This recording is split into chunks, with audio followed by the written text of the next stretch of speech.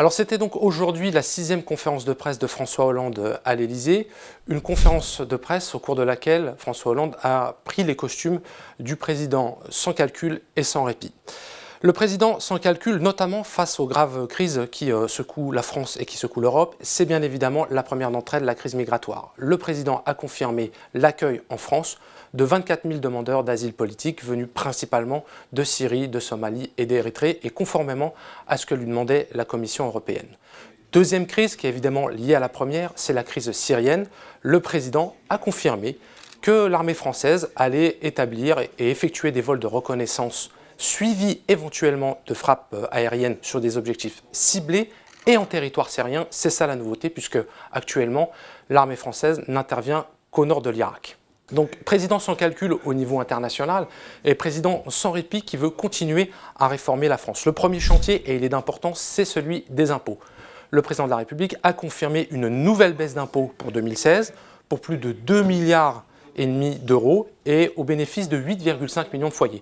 Il est vrai qu'on reste un petit peu sur sa faim concernant cette annonce. On ne sait pas trop comment François Hollande va financer cette nouvelle baisse d'impôts.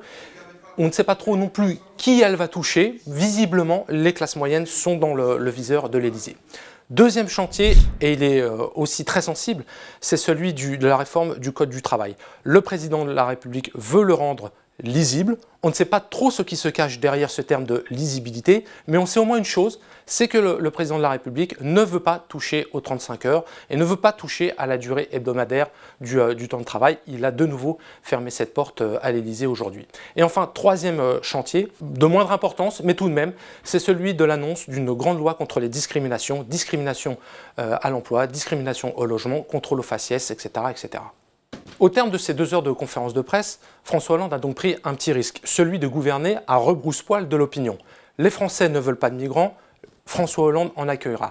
Les Français veulent l'abrogation des 35 heures, François Hollande ferme la porte. Les Français veulent une intervention au sol en Syrie, François Hollande n'en veut pas.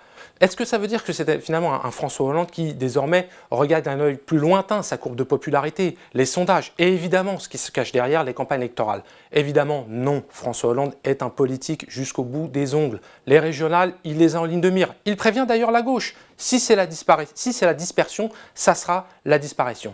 Quant à 2017, évidemment, il continue de lier son sort à l'inversion de la courbe du chômage, bien hypothétique.